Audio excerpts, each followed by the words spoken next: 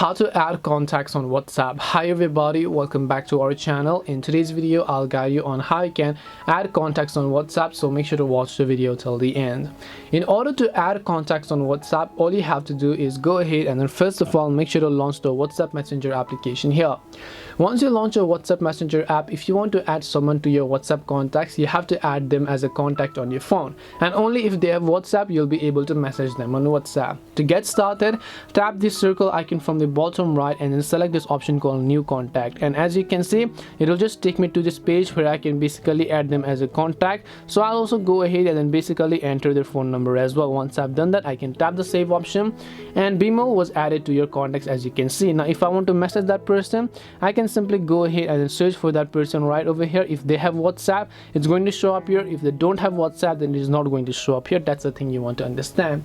So that way you can add contacts on WhatsApp. Hope this video was very helpful, and if you have got any questions then feel free to leave them down. Thank you for watching till the end and see you soon in the next video.